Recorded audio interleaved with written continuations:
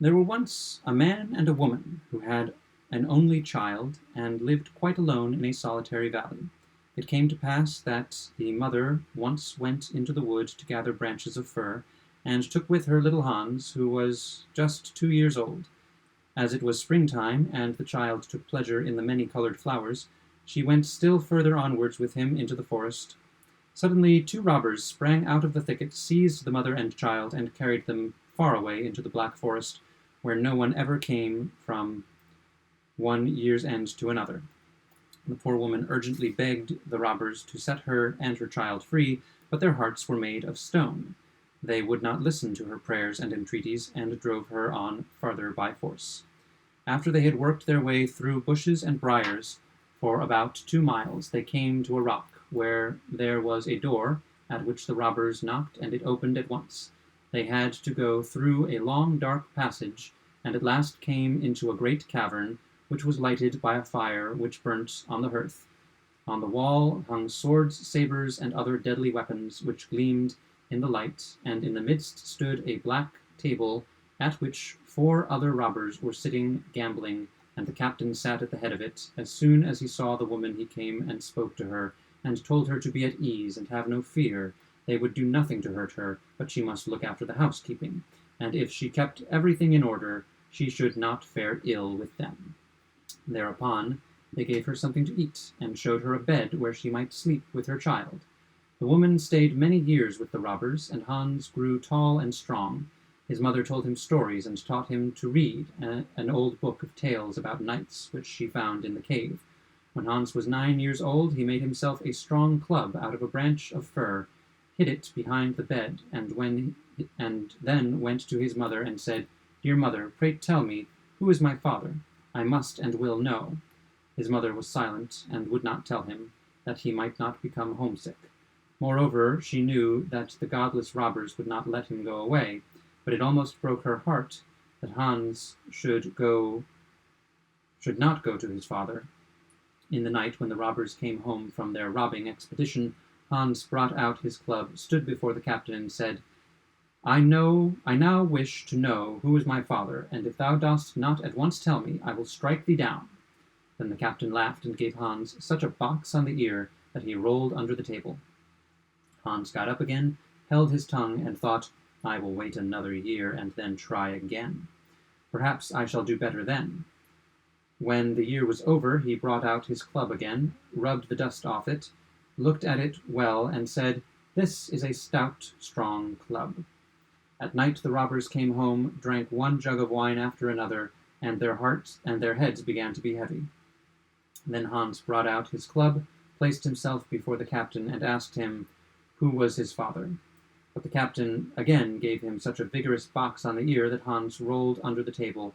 But it was not long before he was up again, and beat the captain and the robbers with his club that they could no longer move, either their arms or their legs. His mother stood in a corner, full of admiration of his bravery and strength. When Hans had done his work, he went to his mother and said, "Now I have shown myself to be in earnest, but now I must also know who is my father." "Dear Hans," answered the mother, "come, we will go and seek him until we find him." She took from the captain the key to the entrance door, and Hans fetched a great meal sack and packed into it gold and silver, and whatsoever else he could find that was beautiful, until it was full, and then he took it on his back. They left the cave, but now Hans did open his eyes when he came out of the darkness into daylight, and saw the green forest, and the flowers, and the birds, and the morning sun in the sky. He stood there and wondered at everything, just as if he had not been very wise. His mother looked for the way home, and when they had walked for a couple of hours, they got safely into their lonely valley, and to their little house. The father was sitting in the doorway. He wept for joy when he recognized his wife and heard that Hans was his son, for he had long regarded them both as dead. But Hans, although he was not 12 years old, was a head taller than his father. They went into the little room together, but Hans had scarcely put his sack on the bench by the stove than the whole house began to crack.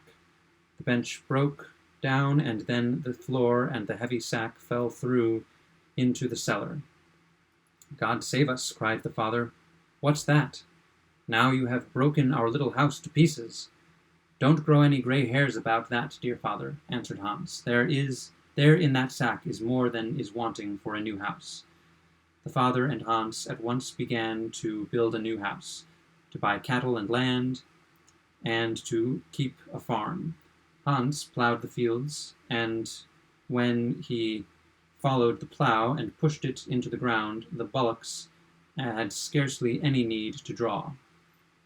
Next spring, Hans said, "Keep all the money and get a walking stick that weighs 100 weight made for me, that I may go a-travelling." When the wished-for stick was ready, he left his father's house, went forth, and came to a deep dark forest. There he heard something crunching and crackling, looked around, and saw a fir tree, which was wound round like a rope from the bottom to the top. And when he looked upwards, he saw a great fellow who had laid hold of the tree and was twisting it like a willow wand. "Hullo!" cried Hans. "What are you doing up there?" The fellow replied, "I got some faggots together yesterday, and am twisting a rope for them." "That is what I like," thought Hans. "He has some strength." And he called to him, "Leave that alone and come with me." The fellow came down, and he was taller by a whole head than Hans, and Hans was not little. "Your name is now Fir-twister," said Hans to him. Thereupon they went further and heard something knocking and hammering with such force that the ground shook at every stroke. Shortly afterwards they came to a mighty rock, before which a giant was standing and striking great pieces of it away with his fist. When Hans asked what he was about, he answered, "At night, when I want to sleep, bears, wolves, and other vermin of that kind come, which sniff and snuffle about me, and won't let me rest. So I want to build myself a house, and lay myself inside it, so that I may have some peace." "Oh, indeed," thought Hans, "I can make use of this one also," and said to him, "Leave your house building alone, and go with me. You shall be called Rock Splitter." The man consented, and they all three roamed through the forest, and wherever they went, the wild beasts were terrified and ran away from them. In the evening they came to an old deserted castle, went up into it, and laid themselves down in the hall to sleep. The next morning Hans went into the garden. It had run quite wild, and was full of thorns and bushes, and as he was thus walking round about, a wild boar rushed at him. He, however, gave it such a blow with his club that it fell directly. He took it on his shoulders and carried it in, and they put it on a spit, roasted it, and enjoyed themselves. Then they arranged that each day in turn they should go out hunting, and one should stay at home and cook 9 pounds of meat for each of them. Fir-twister stayed at home the first, and Hans and Rock Splitter went out hunting. When Fir-twister was busy cooking, a little shriveled-up old mannikin came to him in the castle and asked for some meat. "Be off, sly hypocrite," he answered. "You need no meat." But how astonished Fir-twister was when the little insignificant dwarf sprang up at him and belaboured him so with his fists that he could not defend himself, but fell on the ground and gasped for breath. The dwarf did not go away until he had thoroughly vented his anger on him. When the 2 others came home from hunting, Fir-twister said nothing to them of the old mannikin and of the blows which he himself had received, and thought, when they stay at home they may just try their chance with the little scrubbing brush, and the mere thought of that gave him pleasure already. The next day Rock Splitter stayed at home, and he fared just as Fir-twister had done. He was very ill-treated by the dwarf because he was not willing to give him any meat. When the others came home in the evening, Fir-twister easily saw what he had suffered, but both kept silence and thought, Hans also must taste some of that soup. Hans, who had to stay at home the next day, did his work in the kitchen as it had to be done, and as he was standing skimming the pan, the dwarf came, and without more ado demanded a bit of meat. Then Hans thought, he is a poor wretch. I will give him some of my share, that the others may not run short, and handed him a bit. When the dwarf had devoured it, he again asked for some meat, and good-natured Hans gave it to him, and told him it was a handsome piece, and that he was to be content with it. But the dwarf begged again for the third time. "You are shameless," said Hans, and gave him none. Then the malicious dwarf wanted to spring on him and treat him as he had treated Fir Twister and Rock Splitter, but he had got to the wrong man. Hans, without exerting himself much, gave him a couple of blows, which made him jump down the castle steps. Hans was about to run after him, but fell right over him, for he was so tall. When he rose up again, the dwarf had got the start of him. Hans hurried after him as far as the forest, and saw him slip into a hole in the rock. Hans now went home, but he had marked the spot. When the two others came back, they were surprised that Hans was so well. He told them what had happened, and then they no longer concealed how it had fared with them. Hans laughed and said, "It served you quite right. Why were you so greedy with your meat? It is a disgrace that you, who are so big, should have let yourselves be beaten by the dwarf." Thereupon they took a basket and a rope, and all three went to the hole in the rock into which the dwarf had slipped, and let Hans and his club down in the basket. When Hans had reached the bottom, he found a door, and when he opened it, a maiden was sitting there who was lovely as any picture, nay, so beautiful that no words can express it, and by her side sat the dwarf, and grinned at Hans like a sea-cat. She, however, was bound with chains, and looked so mournfully at him that Hans felt great pity for her, and thought to himself, "You must deliver her out of the power of the wicked dwarf," and gave him such a blow with his club that he fell down dead. Immediately the chains fell from the maiden, and Hans was enraptured with her beauty.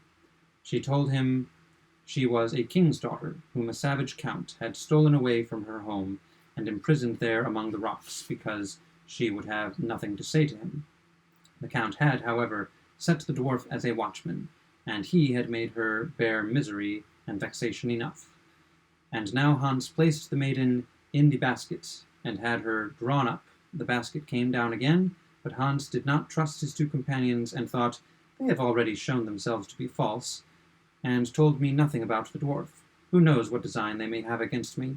So he put his club in the basket, and it was lucky he did, for when the basket was halfway up, they let it fall again, and if Hans had really been sitting in it, he would have been killed. But now he did not know how he was to work his way out of the depths, and when he turned it over and over in his mind, he found no counsel. "It is indeed sad," said he to himself, "that I have to waste away down here," and as he was thus walking backwards and forwards, he once more came to the little chamber where the maiden had been sitting, and saw that the dwarf had a ring on his finger, which shone and sparkled. Then he drew it off and put it on, and when he turned it round on his finger, he suddenly heard something rustle over his head. He looked up and saw spirits of the air hovering above, who told him he was their master, and asked what his desire might be. Hans was at first struck dumb, but afterwards he said that they were to carry him above again. They obeyed instantly, and it was just as if he had flown up himself. When, however, he was above again, he found no one in sight. Fir Twister and Rock Splitter had hurried away, and had taken the beautiful maiden with them. But Hans turned the ring, and the spirits of the air came and told him that the two were on the sea.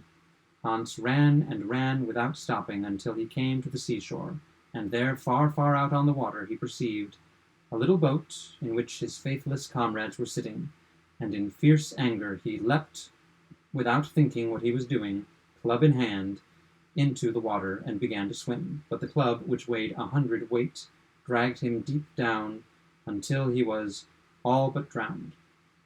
Then, in the very nick of time, he turned his ring, and immediately the spirits of the air came and bore him as swift as lightning into the boat.